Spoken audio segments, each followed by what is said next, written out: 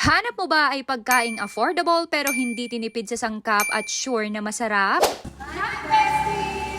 For today's vlog ay may dinayo nga ulit kami na food stall para naman muli tayong makatikim ng iba pang pagkain. Dito nga yan sa C&J Rice in a Box na matatagpuan sa Santa Ana, Bulacan, sa tapat mismo ng Central School at sa tabi ng Dr. Litao School. Balita ko ngayon masasarap nga daw ang mga rice dito dahil may iba't ibang flavor. Bukod pa nga doon ay may toppings pa nga rin kayo na pwedeng pamilian kagaya ng itlog, hotdog, siomai, longganisa at pati na rin ng kimchi. At bukod nga sa rice meal ay meron din sila ditong ino-offer na buns at mga beverages. Hindi na nga namin pinatagal dahil lahat nga ng flavor ng rice ay in-order na nga namin para naman lahat ay matikman din. At itong si Ate Mitzi nga ang in charge sa pagluluto ng mga rice dito. Makikita nyo rin kung paano ipiniprepare ang inyong mga pagkain kaya naman makakasiguro kayo na malinis at masarap nga ito. Mabilis nga lang ding na i-prepare ang mga pagkain kaya naman heto at iisa-isahin na nga natin. First on the list ay itong tocino rice with skinless toppings, tapa rice with siomai toppings, adobo rice with egg toppings, kimchi rice with kimchi toppings,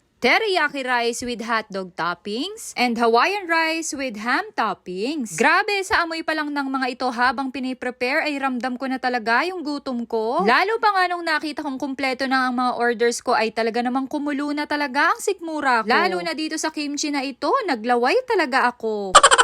Ang galing nga lang din ng concept ng C&J Rice in a Box dahil kita nyo ba yung pinaglalagyan nila? Bucket style na. Kaya naman kahit saan ka man ay pwede mo nga itong makain ng hindi ka mahahassle. May handle ang kanilang box kaya naman hindi ka mahihirapan kahit pa i-take out mo pa nga yan. Grabe din ang servings ng kanilang rice dahil mabubusog ka talaga sa isang box. Sa dami nga nito ay pwede na talaga itong maging 2 servings. Pwede nga rin itong ipabaon sa inyong mga chikiting at sigurado akong hindi sila mabibitin. Kung itatanong nyo naman kung magkano ang presyo ng mga ito ay murang-mura lang. 50 pesos without topping and 62 to 70 pesos para naman sa mga with toppings. O diba, sulit na sulit, for as low as 50 pesos may kanin at ulam ka na. At for sure akong masasarapan kayo at mapapaulit kaya naman heto at nagready na nga rin sila ng loyalty card para sa inyo. Makakakuha nga kayo ng isang free rice in a box meal basta makumpleto nyo ang siyam na stamp dito sa loyalty card. Huwag na nga nating patagalin at titikman ko na nga ang mga ito. Syempre kasama ko ulit si Mama Ro. Una ko na nga tinikman itong Hawaiian rice at talaga namang malasa. Kaya naman bigyan natin to ng 8 out of 10. Next naman nating titikman ay ang adobo with egg. At grabe naman talaga ang mga rice dito. Bakit naman ganon? Ang sasarap. Rate natin to ng 9 out of 10. Next on the list ay ang kanilang bestseller na tocino with longganisa. At perfect nga ito para sa mga bagets dahil medyo may katamisan nga ang lasa nito dahil sa tocino at longganisa. Kaya naman, i-rate natin to ng 9 out of 10. Next na natin ang tapa with siomai. At grabe, ang sarap din ng lasa nito. Kaya naman, bigyan natin to ng 9 out of 10. Pati nga si Mama Ro na tahimik na kumakain dito ay napa-thumbs up na nga lang din sa sarap. Next na natin ang teriyaki with hotdog. At hindi rin talaga magpapatalo ito sa sarap. Kaya naman, bigyan na natin to ng 8.5 out of 10. Tikman na nga muna natin itong kanilang lemonade dahil nabubulunan na nga kami sa sarap ng mga kinakain namin. At last naman natitikman natin ay itong kimchi rice with kimchi toppings. Eto nga talaga ang isa sa pinaka nakasundo ng taste buds ko ngayong araw na ito. Dahil itong kimchi rice talaga ang pinaka nagustuhan ko. Kahit medyo maanghang pa nga ito ay for the go lang tayo.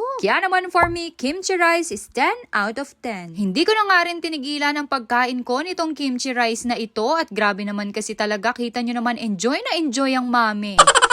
Siyempre pati rin si Mama Ro ay nag-e-enjoy din sa pagkain dito. Lahat ng rice meal nila dito ay maire-recommend ko dahil sure akong magugustuhan yung lahat ito. Kaya naman hindi na nga rin ako magtataka kung bakit marami na nga rin ang bumibili dito. Mapa dine-in, take-out, or delivery man yan. Kaya naman sure akong happy si Mamuche sa heaven dahil nakikita niyang nag-grow ang kanyang business. At maraming salamat nga rin po pala kay Ma'am Joa na isa rin sa owner ng C&J, kay Ate Mitch at kay Ma'am Elaine for accommodating us. Punta na kayo dito sa C&J Rice in a Box.